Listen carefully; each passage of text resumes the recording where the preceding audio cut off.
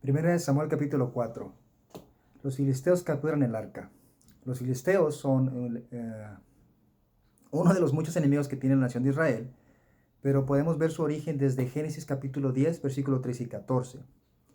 También tuvieron altercados con Abraham en Génesis 21, con Isaac en Génesis 26, y siempre aparecen la mayor parte del tiempo teniendo estos encuentros con la nación de Israel. Y aquí no va a ser la excepción.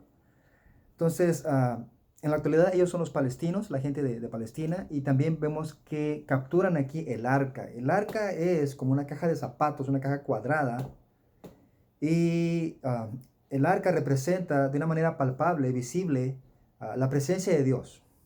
Esta arca siempre estaba dentro del templo de Dios, en el tabernáculo, en el lugar santísimo. Estaba el tabernáculo, estaba el lugar santo y el lugar santísimo, y allí se encontraba el arca de Dios. El arca de Dios también tiene las medidas de 3 pies 9 pulgadas de largo, 2 pies 3 pulgadas de alto y 2 pies 3 pulgadas de ancho. Dentro del arca lo que había era las 2 piedras que traía Moisés, un pedazo de pan de maná y la vara de Aarón, la cual milagrosamente reverdeció. Y bueno, leemos el texto, ¿verdad? Dice 1 Samuel capítulo 4, dice, y Samuel habló a todo Israel. Por aquel tiempo salió Israel a encontrar en batalla a los filisteos, y acampó junto a Eben-ezer, y los filisteos acamparon en Afec. Y los filisteos presentaron la batalla a Israel, y trabándose el combate, Israel fue vencido delante de los filisteos, los cuales hirieron en la batalla en el campo como 4,000 hombres. También vemos en el versículo 3. Cuando volvió el pueblo al campamento, los ancianos de Israel dijeron, ¿por qué nos ha herido hoy Jehová delante de los filisteos? En los estudios pasados vimos por qué, ¿no? Porque ya cuando traían sacrificio a Jehová lo hacían de mala gana. Y la culpa no era tanto de ellos, porque también vimos que los hijos de Eli, Ofni y Finés, eran la piedra de tropiezo y ocasionaban que ya no quisieran traer los sacrificios a Dios. Y esa puede ser una de las razones por las cuales les sucedió esto. Dice, traigamos a nosotros de Silo el arca del pacto de Jehová, para que viniendo entre nosotros nos salve de la mano de nuestros enemigos. Ahora, el arca, en otras partes, un ejemplo que me vino ahorita a la mente fue cuando en los muros de Jericó estaba presente cuando ellos estaban en la batalla y les trajo la victoria, ¿no? Y ahora estas personas ya miraban el arca como un tipo de amuleto, como algo que les iba a traer buena suerte, ¿no? Y eso está mal, porque Dios no dio el arca para que ellos vieran y adoraran el arca y lo dejaran a Él, a Dios mismo, a un lado. Dios siempre quiere que confíes en Dios. Él no quiere que confíes en lo que muchas veces Él te da para un propósito, y nosotros mismos somos los que cambiamos el sentido que tenía ese artefacto. Siempre nuestra fe debe estar en Dios y solamente en Dios. Y es lo que el pueblo de Israel no entendió en este momento. Ellos creían que teniendo el arca iba a ser lo único que iban a necesitar para salir victoriosos. Dice el 4, y envió el pueblo a Silo, y trajeron de allá el arca del pacto de Jehová de los ejércitos, que moraba entre los querubines, y los 2 hijos de Eli, Ofni y Finés, estaban allí con el arca del pacto de Dios.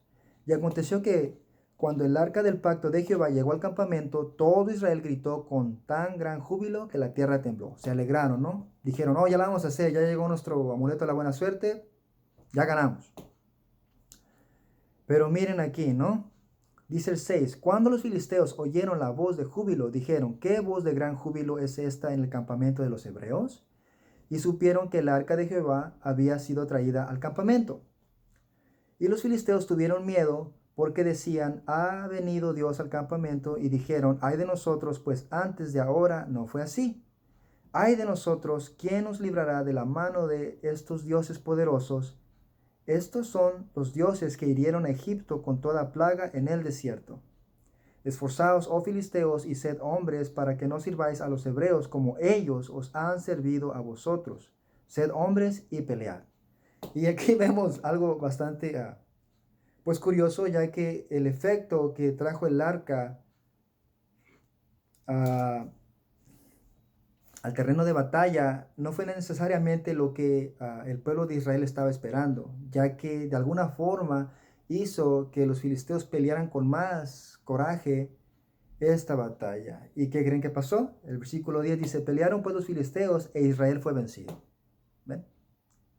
Y huyeron cada cual a sus tiendas y fue hecha muy gran mortandad, pues cayeron de Israel 30,000 hombres de a pie, como 7 veces más que lo que vimos en el versículo 2. Dice el 11, y el arca de Dios fue tomada y muertos los dos hijos de Eli, Ofni y Finés. Eso lo vimos también en los estudios pasados, que eventualmente ellos iban a morir el mismo día. Versículo 12, y corriendo de la batalla un hombre de Benjamín llegó el mismo día a Silo. Son como 20 millas de Afec a Silo, ¿no? Llegó este muchacho, ¿no? Y dijo, ahora notemos cómo llegó. Roto sus vestidos y tierra sobre su cabeza. Normalmente cuando pasaban situaciones como estas de derrota y de humillación, los judíos lo que hacían era que rasgaban sus vestidos y de alguna forma de humillación se ponían como ceniza sobre su cabeza, ¿no? O tierra, como en este caso, para de alguna forma exterior dar a entender y a conocer que estaban dolidos. Dice el 13, y cuando llegó, he aquí que Eli se estaba sentado en una silla vigilando junto al camino, porque su corazón estaba temblando por causa del arca de Dios. Llegado pues aquel hombre a la ciudad y dadas las nuevas, toda la ciudad gritó. Cuando Eli oyó el estruendo de la gritería, dijo, ¿qué estruendo de alboroto es este? Y aquel hombre vino a prisa y dio las nuevas a Eli. Era ya Eli de edad de 98 años y sus ojos se habían oscurecido, de modo que no podía ver. Dijo, pues, aquel hombre a Eli, yo vengo de la batalla, he escapado hoy del combate, y él le dijo, ¿qué ha acontecido, hijo mío? Y el mensajero respondió diciendo, Israel huyó delante de los filisteos, y también fue hecha gran mortandad en el pueblo, y también tus dos hijos, Ofni y Finés, fueron muertos, y el arca de Dios ha sido tomada. Entonces vemos que la situación está de mal en peor. Dice el 18, y aconteció que cuando él hizo mención del arca de Dios, Eli cayó hacia atrás de la silla al lado de la puerta y se desnucó y murió porque era hombre viejo y pesado y había juzgado a Israel 40 años. Entonces podemos ver que el sacerdote Eli ya sabía que sus hijos eventualmente iban a morir. Sabemos que 2 veces Dios se lo dio a entender. Una vez fue con el varón de Dios y también con Samuel, ¿no? Que le dijo que le reveló, ¿no? lo que iba a pasar y de alguna forma no lo sorprendió tanto, ¿no? Porque él sabía que lo que iba a pasar y cómo eran sus hijos. Eran corruptos delante de Dios, eran pecadores impíos y eventualmente la paga del pecado es muerte, ¿no? Y sucedió lo que tenía que pasar. Pero notemos que de alguna forma, ¿no? Lo que hace que él muera es el saber que el arca de Dios ha sido tomada. Y eso es lo peor que le podía pasar a la nación de Israel, ¿no? Dice el 19, y su nuera, la mujer de Finés, que estaba encinta cercana al alumbramiento, oyendo el rumor que el arca de Dios había sido tomada y muertos su suegro y su marido, se inclinó y dio a luz porque le sobrevinieron sus dolores de repente. Y al tiempo que moría, le decían las que estaban junto a ella, no tengas temor porque has dado a luz un hijo. Mas ella no respondió ni se dio por entendida y llamó al niño Icabod. Ahora Icabod quiere decir sin gloria, no gloria. Y en este capítulo vemos que no hay nada de gloria en todo lo que ha acontecido. No vemos nada bueno, por así decirlo, pero Dios tenía un propósito. Dice una vez más el 21, y llamó al niño Icabod, diciendo, traspasada es la gloria de Israel por haber sido tomada el arca de Dios y por la muerte de su suegro y de su marido. Versículo 22 dice, dijo pues, traspasada es la gloria de Israel porque ha sido tomada el arca de Dios. Entonces podemos ver, ¿no?, que ese énfasis, que lo peor que sucedió aquí es de que el arca de Dios fue tomada de la nación de Israel. Ah, más adelante vamos a ver el propósito, ya que Dios siempre es quien está en control. Dios los bendiga.